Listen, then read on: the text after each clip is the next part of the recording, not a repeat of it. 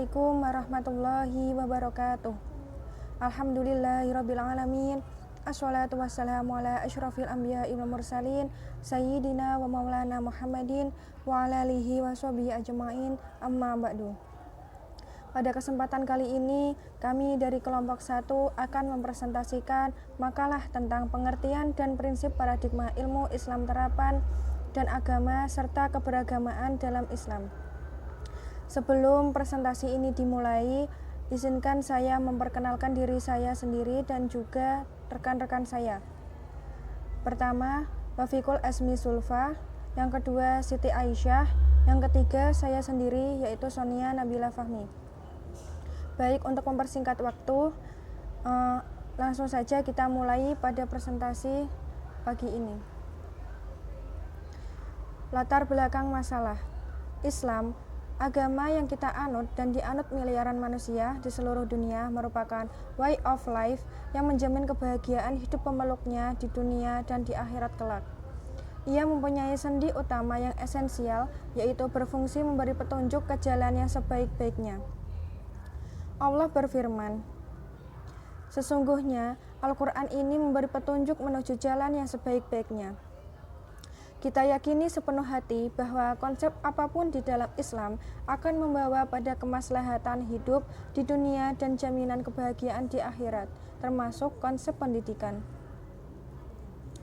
Berbicara tentang paradigma, tidak terlepas dari aspek epistemologi. Apa itu aspek epistemologi? Epistemologi adalah cabang dari filsafat yang berkaitan dengan teori pengetahuan. Epistemologi memiliki objek telaah yang bersifat penjelas atas proses terbentuknya ilmu pengetahuan yang memunculkan pertanyaan-pertanyaan utama seperti bagaimana sesuatu itu datang, bagaimana kita mengetahuinya, bagaimana membedakannya dengan yang lain, dan sebagainya. Pertanyaan-pertanyaan semacam ini adalah bentuk penegasan tentang hubungan sesuatu dengan situasi dan kondisi ruangan serta waktu. Rumusan masalah yang pertama, apa yang dimaksud paradigma ilmu Islam terapan? Yang kedua, bagaimana prinsip dalam paradigma ilmu Islam terapan? Yang ketiga, bagaimana keberagamaan dalam Islam? Kemudian maksud dan tujuan dibuatnya makalah ini untuk mengetahui pengertian paradigma ilmu Islam terapan, kemudian untuk mengetahui prinsip dalam paradigma ilmu Islam terapan, kemudian untuk mengetahui keberagamaan dalam Islam. Kemudian, materi yang pertama akan disampaikan oleh rekan saya, Wafiqul Asmi Sulfa. Kepadanya dipersilahkan. Pengertian paradigma ilmu Islam terapan. Pengertian paradigma. Istilah paradigma pertama kali diperkenalkan oleh Thomas Kuhn. Paradigma dapat didefinisikan sebagai kerangka konseptual atau model yang dengannya seorang ilmuwan bekerja. Ia adalah seperangkat asumsi-asumsi dasar yang menggariskan semesta partikular dari penemuan ilmiah, menspesifikasi beragam konsep-konsep yang dapat dianggap absah maupun metode-metode yang dipergunakan untuk mengumpulkan dan menginterpretasikan data. Tegasnya, setiap keputusan tentang apa yang menyusun data atau observasi ilmiah dibuat dalam bangun suatu paradigma. Pengertian ilmu Islam terapan. Ilmu Islam terapan yaitu menggagas paradigma amali dalam agama Islam. Paradigma amali adalah paradigma yang menitik beratkan bidikannya pada dimensi praktis dalam kehidupan konkret pelakunya. Yang terpenting dalam model berpikir amali adalah bagaimana melakukan dan mewujudkannya pada kehidupan praktis. Paradigma ilmu Islam terapan. Makna Islam sebagai paradigma ilmu pendidikan adalah suatu konstruksi pengetahuan yang memungkinkan kita memahami realitas ilmu pendidikan sebagaimana Islam memahaminya. Konstruksi pengetahuan itu dibangun oleh nilai-nilai Islam dengan tujuan agar kita memiliki hikmah yang atas dasar itu praktik pendidikan yang sejalan dengan nilai-nilai normatif Islam. Ketika Islam dijadikan paradigma ilmu pendidikan, paling tidak berpijak pada 3 alasan. 1. Ilmu pendidikan sebagai ilmu humaniora tergolong ilmu normatif karena ia terkait oleh norma-norma tertentu. Pada taraf ini, nilai-nilai Islam sangat berkompeten untuk dijadikan norma dalam ilmu pendidikan. 2. Dalam menganalisis masalah pendidikan, para ahli selama ini cenderung mengambil teori-teori dan falsafah pendidikan barat. Asas dasar itu, nilai-nilai ideal Islam sangat memungkinkan untuk dijadikan acuan dalam mengkaji fenomena pendidikan. 3. Dengan menjadikan Islam sebagai paradigma, maka keberadaan ilmu pendidikan memiliki roh yang dapat menggerakkan kehidupan spiritual dan kehidupan yang hakiki. Demikian.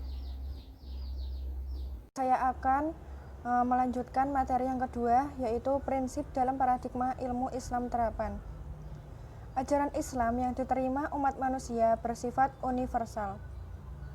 Universalitas ini bukan hanya dalam pengertian lingkup keberagamaan yang menjadi kegiatan semata, yang melainkan juga lingkup orang beriman sampai akhir.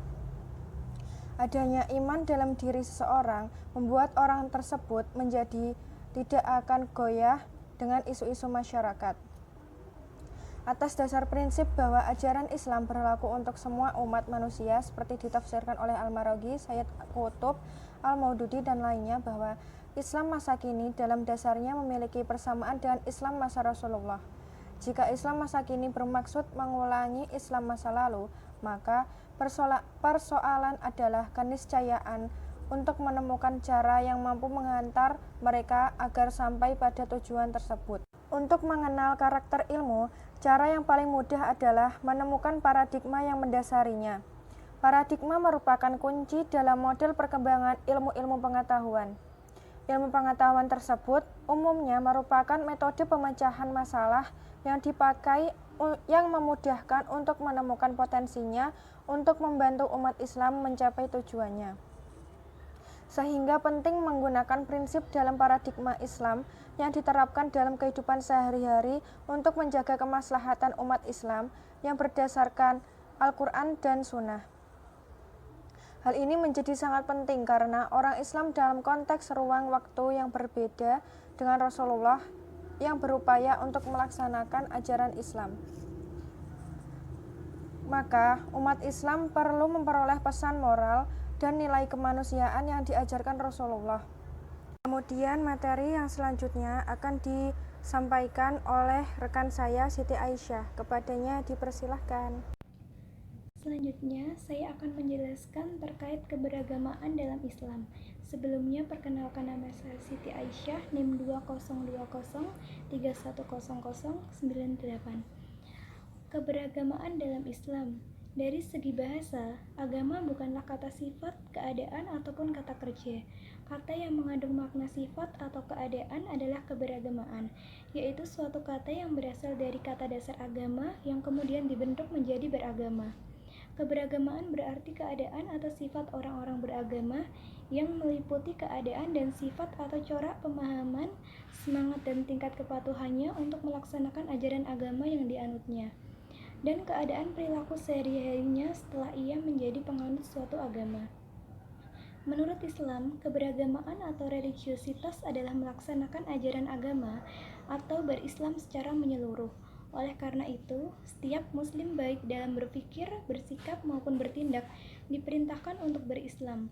Dalam melakukan aktivitas apapun dan dimanapun berada, setiap muslim diperintahkan untuk melakukannya dalam rangka beribadah kepada Allah Subhanahu wa Ta'ala.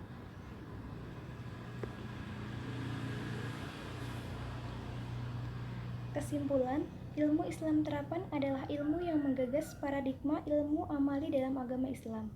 Paradigma amali adalah paradigma yang menitikberatkan bidikannya pada dimensi praktis dalam kehidupan konkret pelakunya. Yang terpenting dalam model berpikir amali adalah bagaimana melakukan dan mewujudkannya pada kehidupan praktis. Islam rahmatan lil alamin merupakan prinsip dari ilmu Islam terapan atas dasar prinsip bahwa ajaran Islam berlaku untuk semua umat manusia seperti ditafsirkan oleh Al-Muraghi, Sayyid Qutb, Al-Maududi, dan lainnya. Dengan memegang prinsip tersebut, diharapkan dapat menyelesaikan berbagai permasalahan yang ada di tengah-tengah masyarakat. Saran-saran, Islam banyak memberi solusi bagaimana beragama di saat darurat, yang sifatnya memberi kemudahan dan kekecualian. Dibanding ketika normal, situasi darurat jangan dipandang dengan cara dan sikap beragama dengan kacamata normal. Tetapi ambillah makna dan fungsi beragama yang tetap memenuhi rukun tetapi mampu memberi solusi. Kewajiban kita ialah ikhtiar dengan sungguh-sungguh dan sabar. Allah berfirman yang artinya, dan sesungguhnya kami benar-benar akan menguji kamu agar kami mengetahui orang-orang yang berjihad dan yang bersabar di antara kamu, dan agar kami menyatakan baik buruknya hal ayat 31. Semoga dengan ikhtiar semua disertai munajat dan doa kepada Allah, bangsa Indonesia dan warga dunia segera dibebaskan dan diangkat dari musibah besar ini. Demikian presentasi yang dapat kami sampaikan. Semoga bermanfaat bagi kita semua. Wassalamualaikum warahmatullahi wabarakatuh.